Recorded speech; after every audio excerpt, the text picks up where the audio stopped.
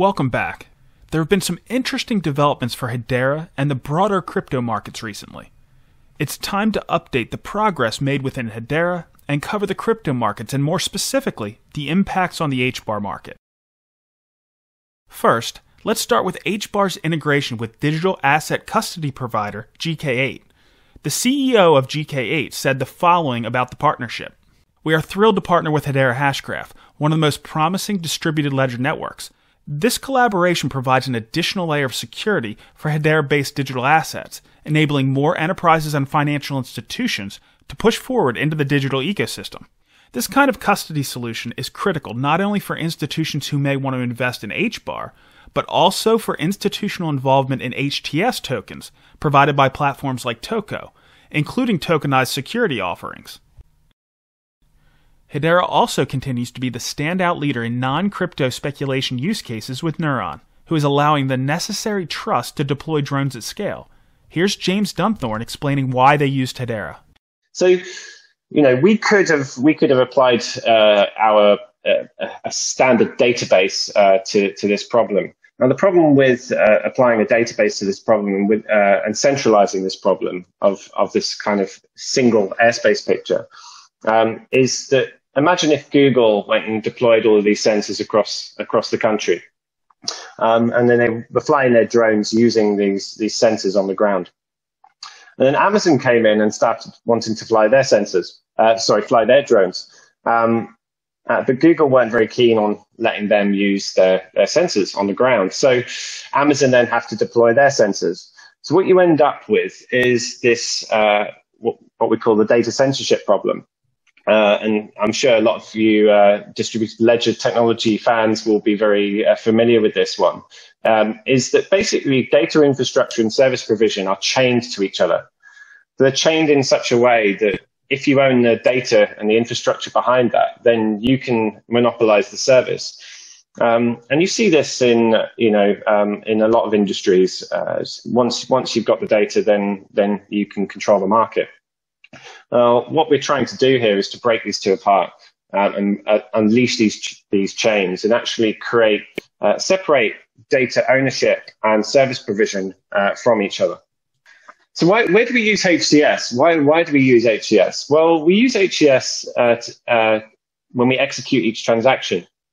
So we have these transactions going through our network, so data coming in, and then transactions going out to provide the drone operators with the airspace picture. And these happen every second. So we're looking at a throughput of around about every second. So every time we execute these transactions, what we want to be able to do is to create a record of what actually happened in that time. There's a few reasons for this, but basically it's an audit. It creates an audit trail for us. It's really important when it comes down to liability. So when you've got a drone flying along and they say it crashes into an aircraft, then who's responsible for that? And what we don't want to be in a position is that people aren't accountable for their actions. So it's really important, especially when we start looking at autonomy and drones flying autonomously. We don't want to get into this world of Skynet where you've got killer robots hurting each other and then everyone pointing their finger at someone else. What we want is that we want a system where companies are accountable for their actions. We can record and audit exactly what happened in the sky at any given point in time. And we want to be able to know where that data came from. So we want to be able to understand the provenance of that data as well. These are all really important things for us. And we don't get that by using our leader-based consensus algorithms within our network. We don't get this. Whereas with Hedera, we do. And so this is where we're using Hedera to execute when we execute each of those transactions. There are amazing things going on inside the crypto space, but as long as it's focused on crypto speculation, it's really nothing more than a proof of concept for the broader economy.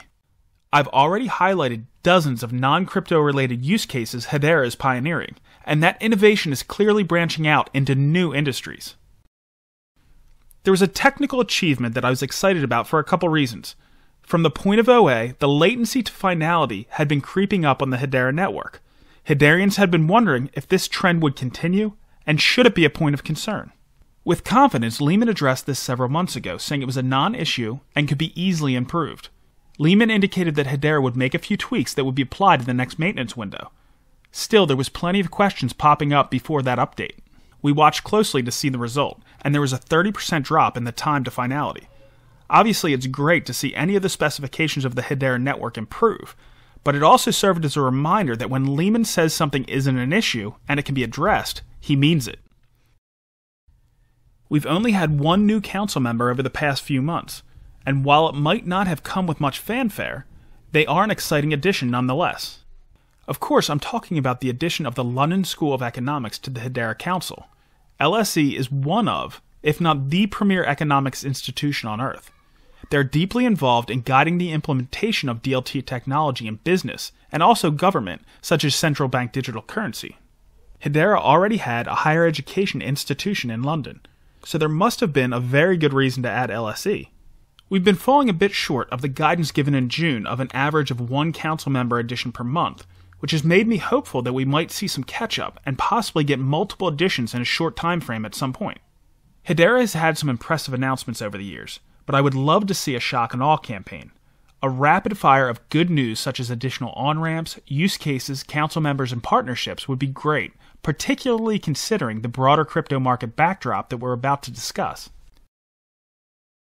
There was plenty of concern during the late spring, early summer mini crypto bear market. Many were hoping this was just an indication of a 2013-style bull run, where we experienced a significant mini bear market that only went on to create significantly higher highs. In mid-July, things were still looking pretty bleak, but we've been enjoying a rally since that point that has renewed hopes. It could still be a dead cat bounce, but that looks less likely all the time, particularly with many crypto assets creating new all-time highs. One headwind I was concerned about was the hawkish saber-rattling by Federal Reserve officials threatening to reduce asset purchases. Though monetary policy would have still been very easy, any tightening of the monetary policy could cause a risk-off environment for investors, negatively impacting the crypto market. In my opinion, the pressure has been taken off by a big miss in the employment report that came out September 3rd. There was only 235,000 jobs created in August compared to the estimated 720,000. I think serious talk of tapering asset purchases by the Fed is off the table for the time being, removing this headwind from the crypto markets and giving a green light for the continuation of the bull market. HBAR has been performing well, but the gains have paled in comparison to some of the top-performing alts. This does not have me overly concerned. Crypto markets move in waves, with different assets catching a bid at different times. In December, I was pounding the table about this as HBAR was underperforming, only to watch HBAR go on a face-melting 1,500% tear in the following 3 months. It's far from a given, but we could see something similar if this bull market continues. I certainly like the current setup. Remember, during the epic 2017-2018 bull run, XRP was in a bear market all but a few weeks from March to May 2017 and a few around the new year. If you missed those couple months, you missed one of the most impressive runs in the history of investing. One note for Hederians that are accumulating, the 25 EMA on both the 1-hour and 1-day chart has offered good support in recent weeks. Thanks for watching, and please like and subscribe if you want to stay up to date with Hedera news and events.